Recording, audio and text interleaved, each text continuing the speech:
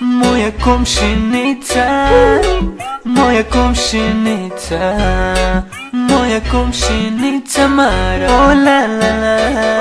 Juče video sam da sam dobio novu komšinicu koja stanuje sada na drugom spratu. Ispod mene ona sada je.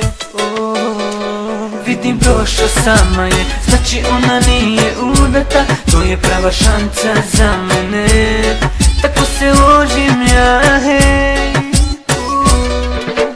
Kucam joj ja na vratima, kažem komšinice može jedna kafa da. A ona gleda me kroz špijunku, kaže tuširam se možda neki drugi put. Kucam joj ja na vratima, kažem komšinice može jedna kafa da. A ona gleda me kroz špijunku, kaže tuširam se možda neki drugi put.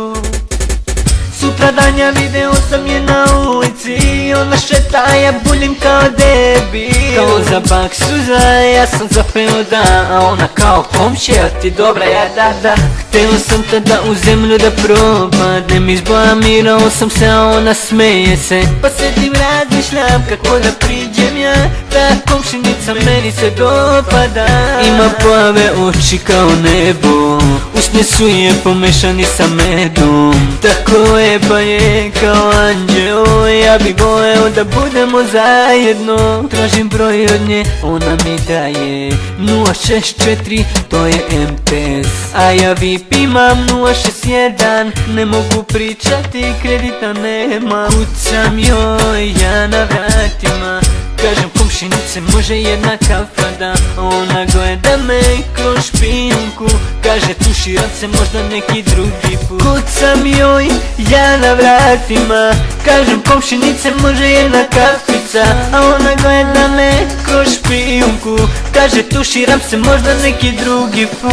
O la la la, juče video sam je kako se ljubi sa devojkom, ej. Ispao je da je komšinica lezbijka, a ja se ložio, o da. Kucam joj ja na vratima, kažem komšinice može jedna kafica. A ona gleda me kroz špijunku, kaže tuširam se možda neki drugi put. Kucam joj ja na vratima, kažem komšinice može jedna kafica. A ona gleda me kroz špijunku, kaže tuširam se možda neki drugi put.